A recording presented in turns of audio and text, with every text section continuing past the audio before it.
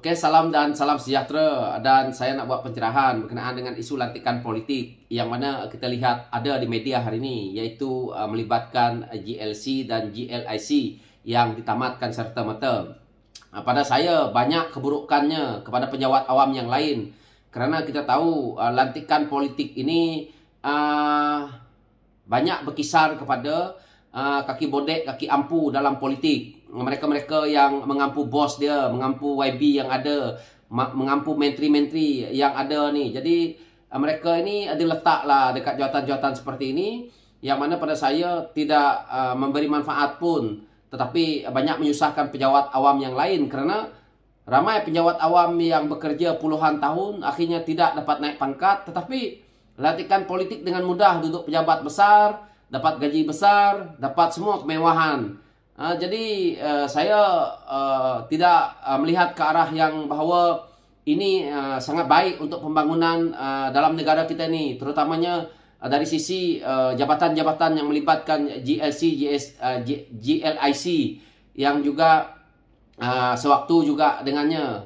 Jadi itu pada saya. Sebab itu saya lihat apabila kerajaan yang ada hari ini, pimpinan yang amat berhormat Perdana Menteri Datuk Seri Anwar Ibrahim itu sendiri, saya lihat ramai juga kaki-kaki ampu yang ada dalam komponen parti saya sendiri. Saya tidak dapat nak nafikan, berebut-rebut untuk berjumpa ataupun ke pusat untuk nak mencari jawatan itu.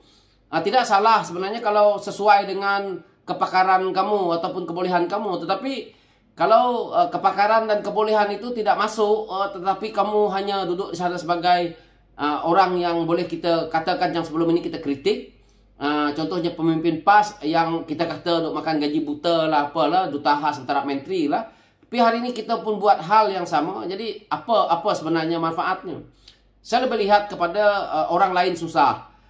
Bagaimana juga dulu saya sebagai penjawat awam merasakan bahawa kalau ada lantikan-lantikan politik, mereka dengan begitu bangga duduk di kedudukan atas, memberi arahan-arahan yang pelik-pelik, tetapi kita ni yang bekerja puluhan tahun tidak mendapat manfaat apa, tetapi kita kena menurut kehendak lantikan-lantikan politik ini. Jadi tidak menguntungkan. Yang kedua, kalau kita lihat ya, daripada sisinya bahawa apabila mereka ni dilantik, mereka ni dah tentu mereka yang tidak ada kualiti, kerana hidupnya dalam politik hanya mengampu.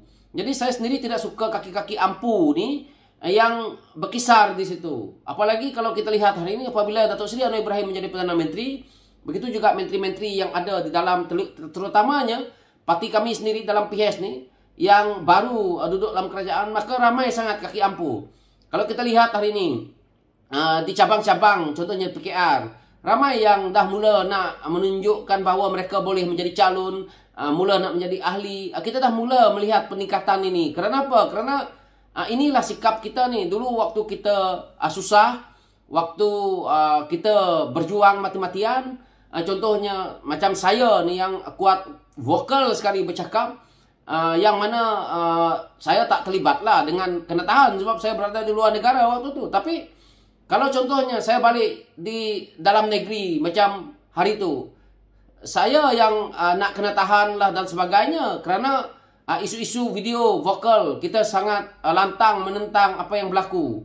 Jadi hari ini mereka-mereka yang pandai mengampu, pandai mengimpas menteri-menteri ini, yang mana kroni mereka nak dijaga juga, akhirnya jadi lantikan politik yang tidak berkualiti. Dan mereka ini kalau di kepimpinan pun mereka cakap banyak, dia tidak menguntungkan. Jadi pada saya, jika nak ke politik, jika nak mencari jawatan ke politik ni, lebih baik tak payah masuk politik, buat bisnes ataupun kerja lah sekali. Jangan kita menyusahkan orang lain. Jadi ramai tokoh-tokoh politik yang patut naik ditindas oleh puak-puak ini. Sebab itu saya selalu tegur perkara ini. Tapi ramai yang tidak puas hati kerana apa yang saya tegur itu kena kepala mereka, dan mereka cuba untuk menindas saya.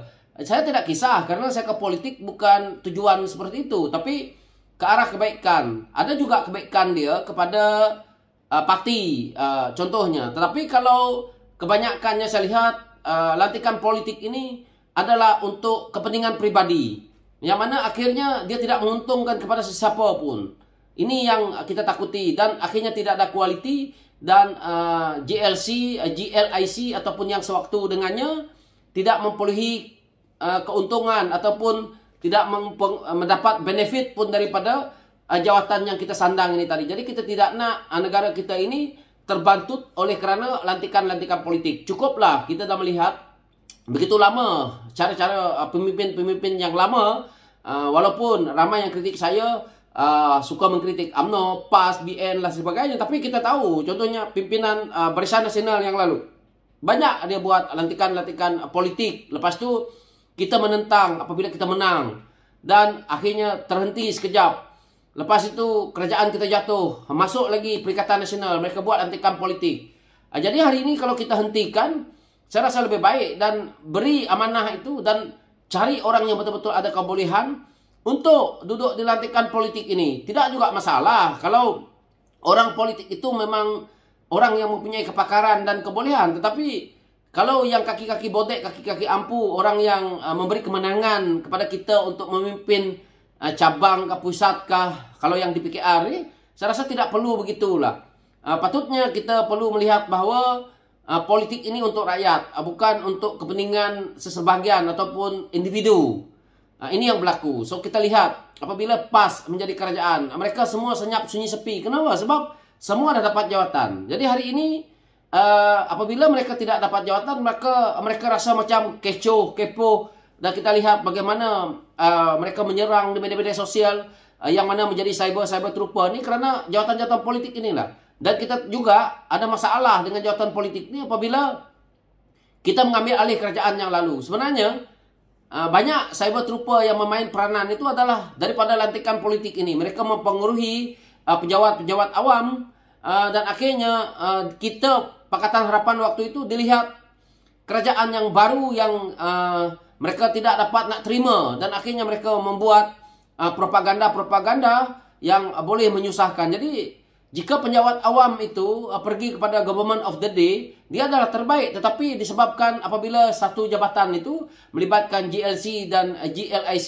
ini tadi, maka mereka yang mendapat lantikan politik ini tadi akan membuat propaganda di situ, yang mana mereka rasa bahawa mereka perlu menyerang kerajaan baru. Jadi pada saya lantikan politik ni tak payah, supaya penjawat awam duduk di situ dan akhirnya mereka akan menjadi government of the day. Siapa yang memerintah mereka akan ikut, siapa yang memerintah mereka akan ikut. Dan pada saya itu pelaksanaan yang terbaik. Dan saya lihat negara-negara yang maju seperti Singapura, kerana saya duduk di Singapura lama, maka saya rasa kita perlu belajar daripada negara yang agak maju di rantau kita ini, yang dekat itu, dengan bagaimana mereka mentadbir negara. Kita ni tidak boleh lagi mengharap dengan lantikan-lantikan politik ini yang mana tidak menguntungkan. Malah kita sebenarnya nak membuat penjimatan, tapi kita buat satu pemborosan dengan membayar gaji yang begitu besar kepada mereka yang dilantik sebagai lantikan politik ini. Jadi pandangan saya, lantikan politik ini tidak menguntungkan dan tidak perlu, dan perjuangan politik bukan berlandaskan perkara seperti itu. Jadi pada saya juga, kalau ada yang nak kelantikan politik tanpa mereka ada kebolehan yang memang betul kepakaran mereka ke situ, jadi tak payah dilantik. Jangan nak selamatkan satu manusia, tetapi kita rugi berbanyak lagi dengan orang di bawah melihat kita bahawa kita pun sama juga seperti pemerintahan-pemerintahan yang lain. Itulah pandangan saya berkenaan dengan isu ini. Sekian, terima kasih.